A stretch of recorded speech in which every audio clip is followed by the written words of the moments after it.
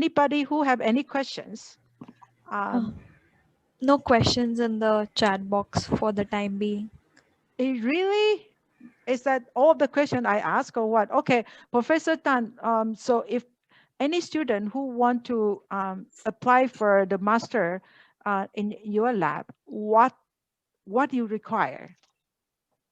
What is required? Well, I mean, honestly, I look for attitude more than knowledge because reliability, honestly, I cannot find a person with a pre-existing knowledge on reliability, but I do want the student who have a good attitude in learning.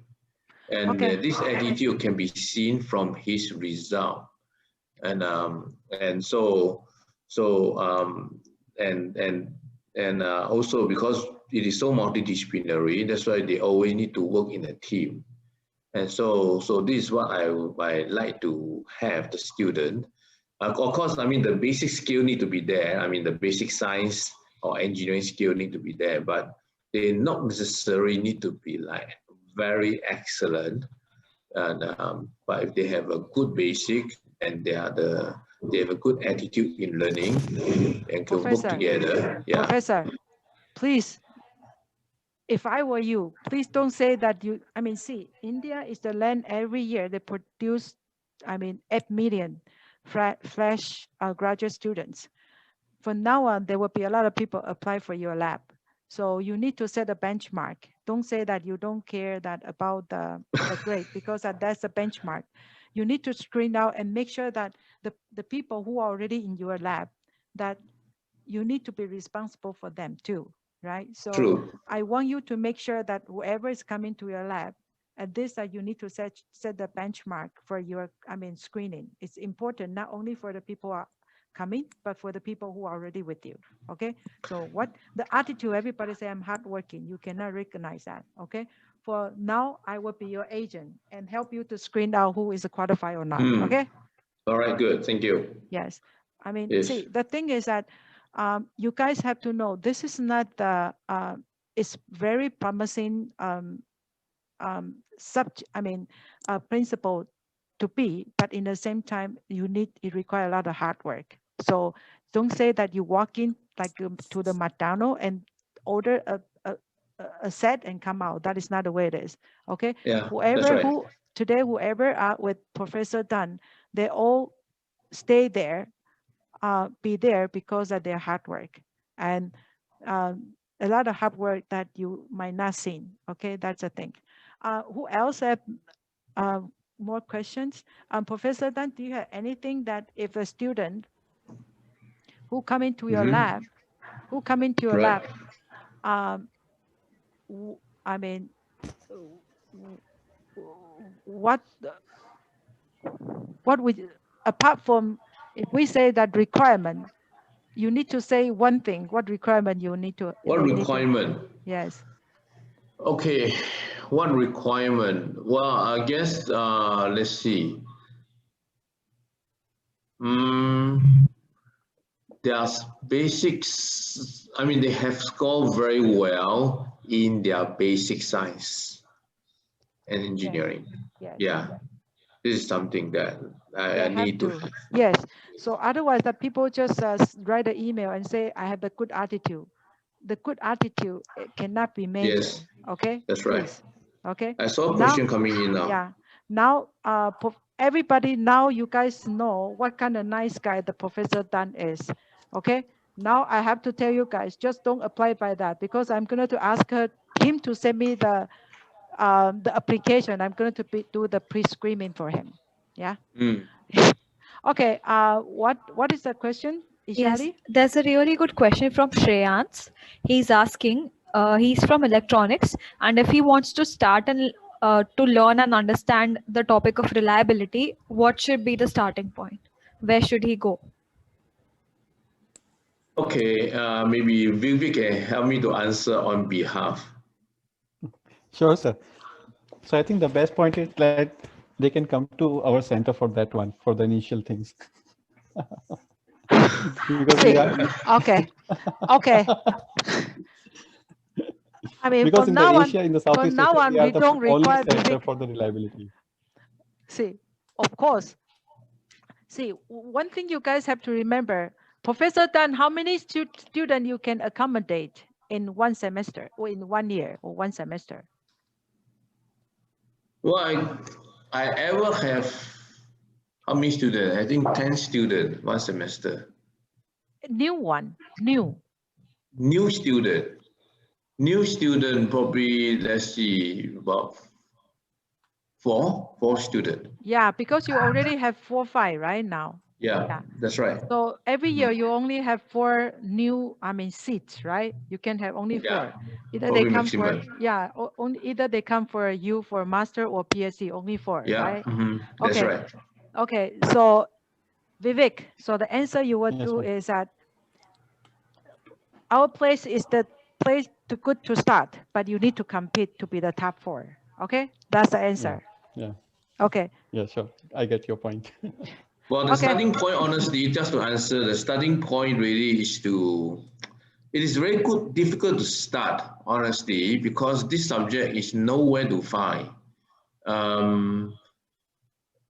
Really, the starting point is to look at some of the journal, for example, some of the journal that I had edited, like transaction of IEEE transaction of device and material reliability, just to look at how people analyze reliability.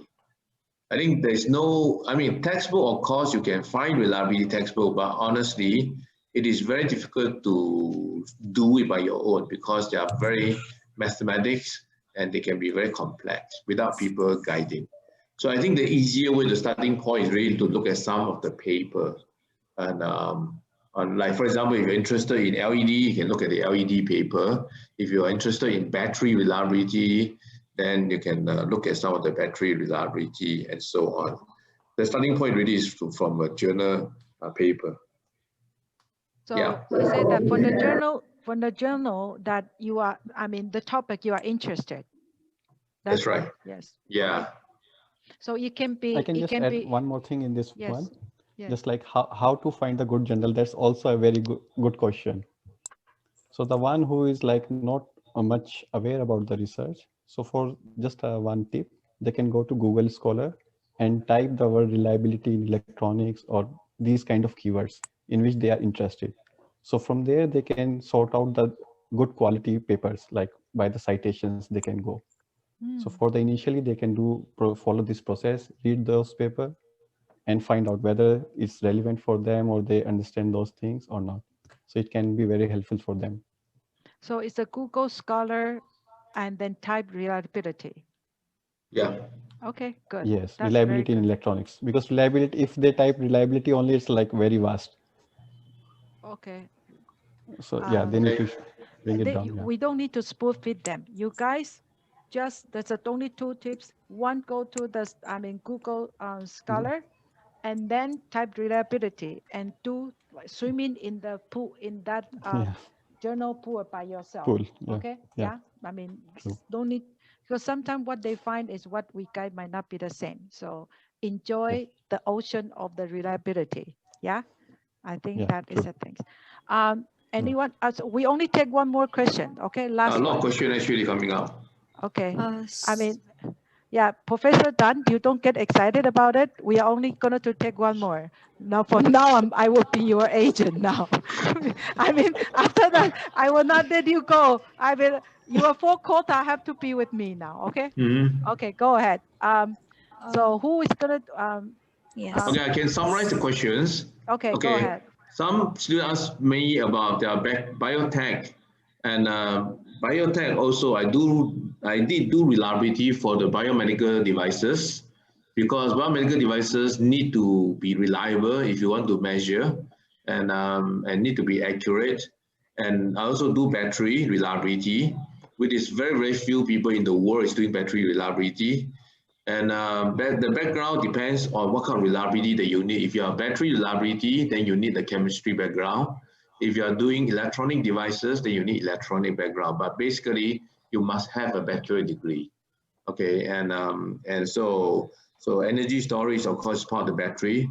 And in fact, I'm the very few people in the in this world. And organic electronics, I also do that. Basically, whatever you think of in this center, I cover everything. And organics, especially, is very susceptible to moisture. Susceptible, I mean, very weak when there's a moisture, when there is a sunlight, and we even have chamber that can do all this sort of testing. So solar cell, of course, is one of the area that has been working. In fact, my PhD supervisor was one of the person who invented solar cell. And so solar cell is one of the things that I have a few paper on that.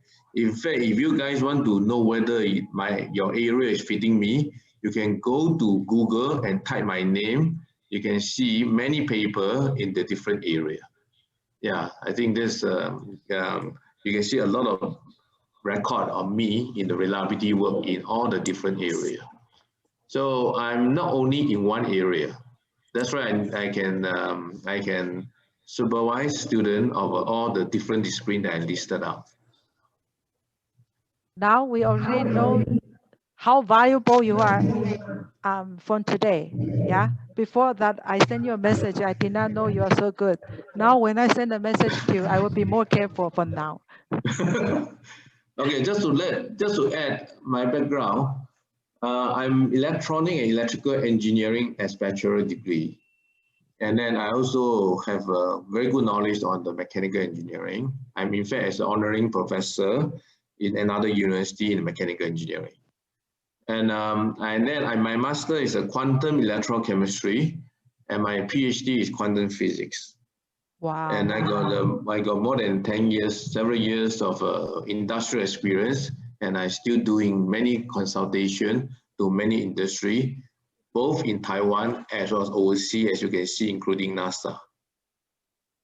Okay, I hope the O-ring project is not, I mean, it was not reliability done by you, right? No, it's not. At that time, Okay, they good. haven't known me yet. Okay. Yes. Okay, good. Okay, good. Thank you very much. I think we have to wrap up today. And then, anyone, if you guys are interested in the Professor Dun's project or lab, then you feel free to write the email to him.